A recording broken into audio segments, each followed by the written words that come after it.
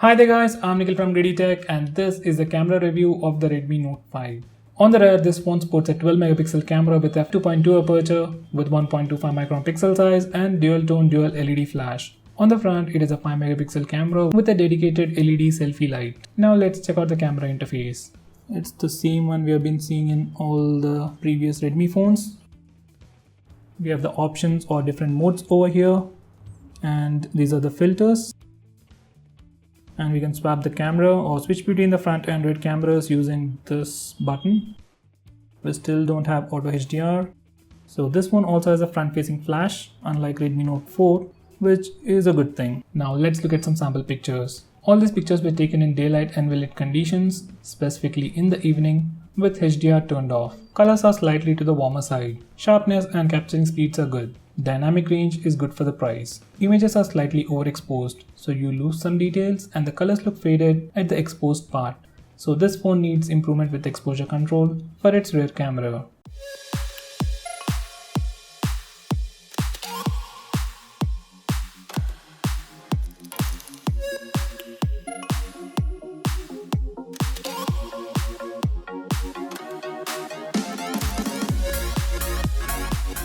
Now these are some pictures taken with the HDR on. Colors are still to the warmer side, exposure control is good, but the results are not as good as the Note 5 Pro. It is losing some details due to overexposure. Even the colors are not very accurate.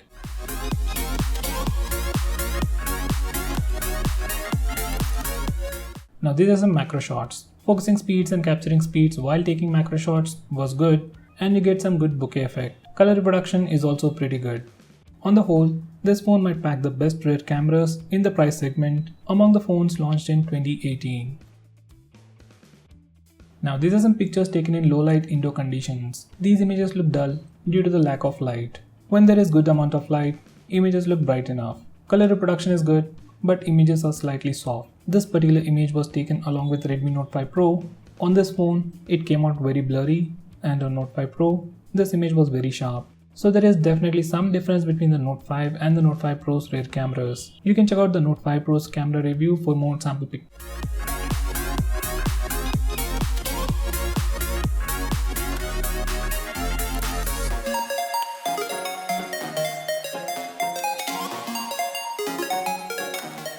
These are some pictures taken in very low light conditions. Now in very low light conditions like this, it tries to capture bright image and ends up with a very noisy image. With good lighting conditions, images look good with minimal noise. Capturing speeds, color reproduction and white balance are good. These are some pictures taken with flash on. Rear flash is sufficiently bright. Color reproduction and white balance is good.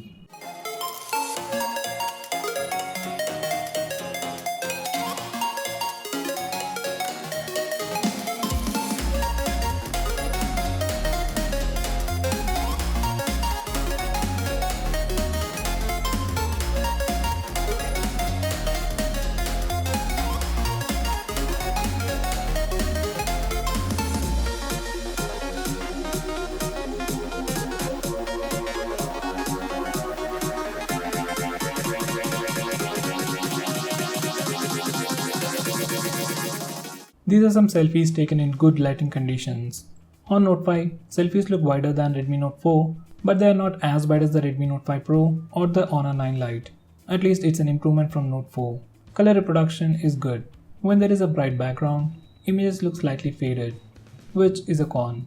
On the whole, this phone can take some pretty good selfies, but only if the lighting conditions are good.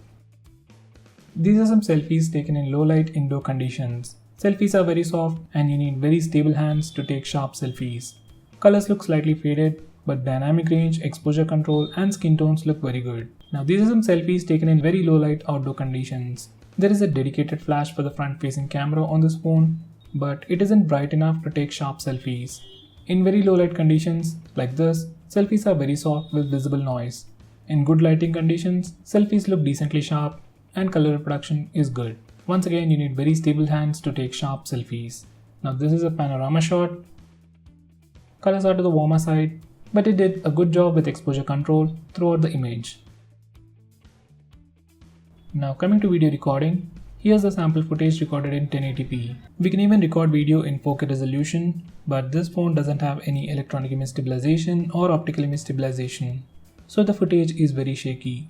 With that said, color reproduction, exposure control and dynamic range are good, but the lack of stabilization makes a huge difference.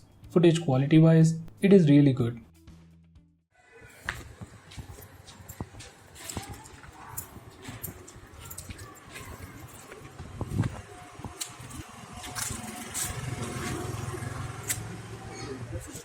Now here's the footage from the front facing camera.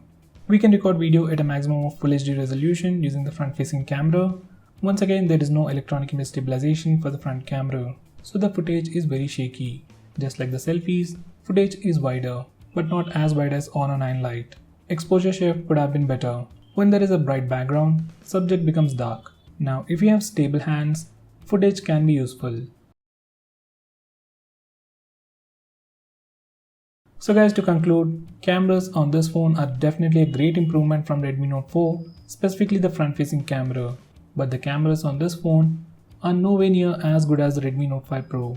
So if you consider the 4GB RAM variants of the Redmi Note 5 and the Note 5 Pro, just for a difference of 2000 rupees, you're getting much better cameras, electronic image stabilization, portrait mode and better performance with the Redmi Note 5 Pro. So if cameras are your priority, definitely skip this phone and get the Redmi Note 5 Pro. If you're not all that interested in the camera performance but need decent performance, then you can go with the Redmi Note 5. So guys, that's pretty much it for this video.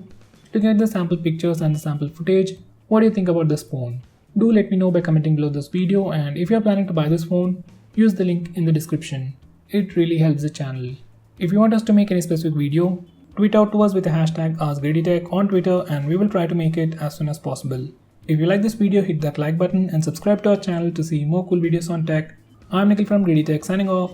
Have a nice day.